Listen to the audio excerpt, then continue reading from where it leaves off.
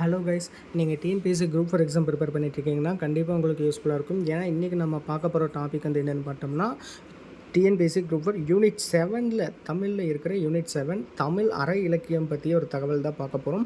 அதில் இன்றைக்கி நம்ம என்ன பார்க்க போகிறோம் அப்படின்னா, நான்மணி கடிகை அப்படிங்கிற நூலை பற்றி தான் இன்றைக்கி நம்ம பார்க்க போகிறோம். சரிங்களா?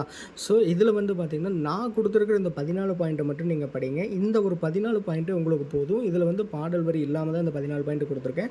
இந்த ஒரு 14 பாயிண்ட் படிச்சிங்கனாலே நான்மணி கடிகை பற்றின முழு தகவல் வந்து படிச்சுக்கலாம். இது பொறுத்த அளவுக்கு புக்கு ப்ளஸ் அவுட் சோர்ஸ் ரெண்டுமே உள்ளே இருக்குது. ஸோ அதனால் வீடியோவை கடைசி வரைக்கும் ஸ்கிப் பண்ணாமல் பாருங்கள், உங்களுக்கு ரொம்ப ரொம்ப யூஸ்ஃபுல்லாக இருக்கும். சரிங்களா? ஸோ நம்ம டைம் வேஸ்ட் பண்ணாமல்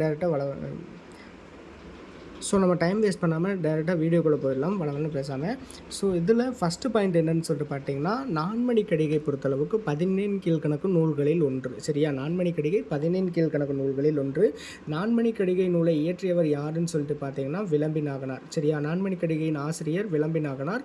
4 மணிகள் என்பது முத்து, பவளம், மரகதம், மாணிக்கம். சரிங்களா? ஏன்னா நான்மணி கடிகைன்ட்டு இங்கே 4ன்னு சொல்லி கொடுத்துருக்காங்களே, அந்த 4 என்னன்னு சொல்லிட்டு பார்த்தீங்கன்னா மணிகள். நான்மணினா 4 மணிகள். அந்த 4 மணிகள் என்னென்னு சொல்லிட்டு பார்த்தீங்கன்னா, முத்து, பவளம், மரகதம், மாணிக்கம் அப்படிங்கிறது தான் நான்மணி கடிகையோட 4 மணிகள். சரிங்களா? இந்த நூலாசிரியரோட கருத்து என்னன்னு சொல்லி பார்த்தீங்கன்னா, அதாவது இந்த விளம்பி நாகனாரோட கருத்து என்ன அப்படின்னு சொல்லிட்டு பார்த்தீங்கன்னா, வையத்துள் வாழ்வாங்கு வாழ்ந்து வீடு பேற்றினை அடைய ஒவ்வொருவரும் முயல வேண்டும் அப்படிங்கிறது தான் வந்து இந்த நூலாசிரியரோட கருத்து. ரொம்ப முக்கியமான ஒரு பாயிண்ட் இது. சரிங்களா? வையத்துள் வாழ்வாங்கு வாழ்ந்து வீடு பேற்றினை அடைய ஒவ்வொருவரும் முயல வேண்டும் அப்படிங்கிறது முக்கியமான ஒரு கருத்தாக சொல்கிறாரு. யார்? விளம்பி நாகனார். இந்த நான்மணி கடிகை பொறுத்தளவுக்கு மொத்தம் 104 பாடல்களை கொண்டு இருக்குது. சரிங்களா? நான்மணி கடிகையோட பாடல்களின் எண்ணிக்கை 104. இந்த நூலில் வந்து கடவுள் வாழ்த்தோட சேர்த்து பார்த்தோம் அப்படின்னா மொத்தம் 106 பாடல்கள் இருக்குதுங்கிறாங்க. சரியா? நான்மணி கடிகையில் 104 பாடல்கள், அதில் வந்து கடவுள் வாழ்த்தை சேர்த்தோம்னா 106 பாடல்கள் இருக்குதுன்னு சொல்கிறாங்க.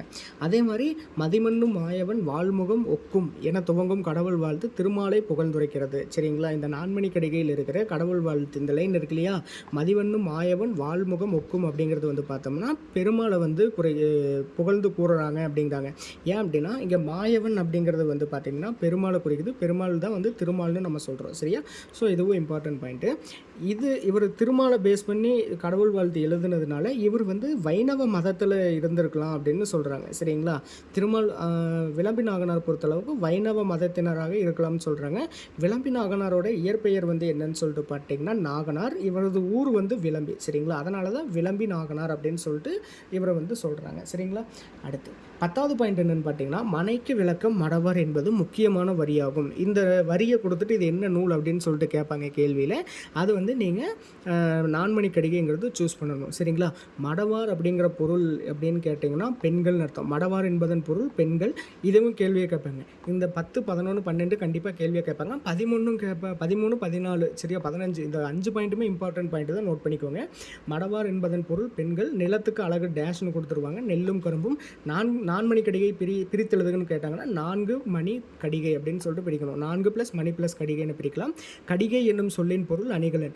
அதாவது மடவார்னா பெண்கள், கடிகைனா அணிகலனுங்கிறத நீங்கள் ஞாபகம் வச்சுக்கணும். சரிங்களா? இது 17 கீழ்கணக்கு நூல்களில் ஒன்றாகும் அப்படின்னு சொல்கிறாங்க. இந்த நான்மணி கடிகைங்கிறது 17 கீழ்கணக்கு நூல்களில் ஒன்று அப்படின்னு சொல்கிறாங்க. சரிங்களா? ஸோ அவ்வளோதாங்க. இந்த ஒரு 15 பாயிண்ட் மட்டும், இந்த 14 பாயிண்ட் மட்டும் நீங்கள் மனப்பாடம் பண்ணி வச்சுக்கோங்க. கண்டிப்பாக உங்களுக்கு நான்மணி கடிகை எப்படி டெஸ்ட் பண்ணி கேட்டாலும் ஆன்சர் பண்ணிக்க முடியும். சரிங்களா? இதே மாதிரி நம்மக்கிட்ட வந்து இந்த 17 கீழ்கணக்கு நூல்கள் பற்றின அரை இலக்கியங்கள், அதாவது அரை இலக்கியங்கள் பற்றின எல்லா நூலை பற்றியுமே நம்ம டீட்டெயில்ஸ் எழுதி வச்சுருக்கோம். இதெல்லாம் பார்க்கணுன்னு நினச்சிங்கன்னா மறக்காமல் நம்ம பேஜை ஃபாலோ பண்ணிட்டு ஒரு சின்ன சப்போர்ட் மட்டும் பண்ணுங்கள். ஸோ இந்த வீடியோ பிடிச்சிருந்துச்சுன்னா ஒரு சின்ன லைக்கை மட்டும் கொடுத்து எனக்கு மோட்டிவேட் பண்ணிங்கன்னா இது மாதிரி வீடியோஸ் போடுறதுக்கு எனக்கு இன்னும் யூஸ்ஃபுல்லாக இருக்கும். ஸோ வழக்கம் போல் அடுத்த வீடியோவில் பார்க்கலாம். பை.